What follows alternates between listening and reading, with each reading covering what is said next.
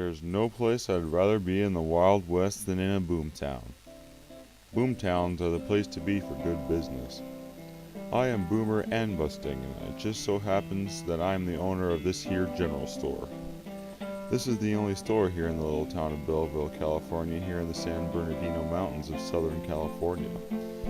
Here in the great years following the Civil War, the city has boomed to the size of 1,500 people. When I first arrived here following the chaos of the Civil War, the city barely existed.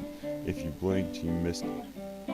Now, Belleville has grown and now contains my store, 2 butcher shops, carpenters, blacksmiths, mills, saloons, and countless other businesses.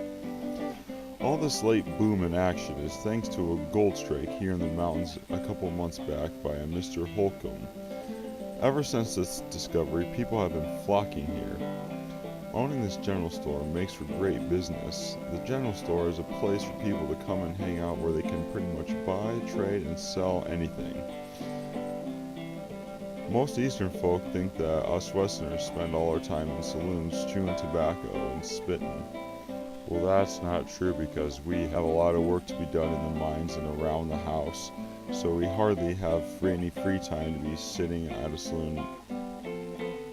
Some people choose not to live in these boomtowns, but choose to live out their own in the rural areas. They have good reason, too.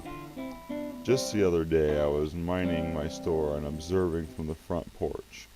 I witnessed a group of men chasing someone in an attempt to mug or flog them, I would imagine. I would worry all the time if someone were to come to rob this store. There isn't a sheriff around for miles and miles because our town has grown so fast we can't afford to hire a sheriff. Robberies are also made very easy because all of these poorly built buildings. These buildings are put up very quickly and poorly. It seems that only a small gust of wind could probably knock all these buildings over. Another black mark on this town is the god-darn lynching tree. Because we don't have a very good law system, people are hung improperly and for not so good justified reasons.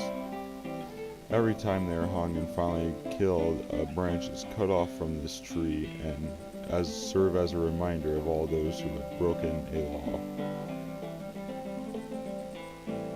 Seems like people are leaving nowadays, though less and less people are arriving. If anything, most of the people are leaving and not returning.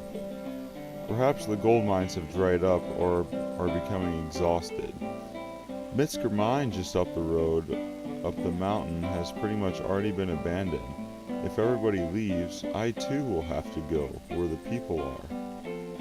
I can barely afford to operate business as business becomes more and more scarce with the gold. Eventually, I did have to leave this town and move on with the rest of the people. I was one of the last to leave. I have not heard much of what has become of Belleville.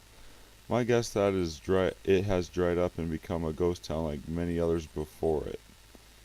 Such is the cycle of Wild West. Boom to bust.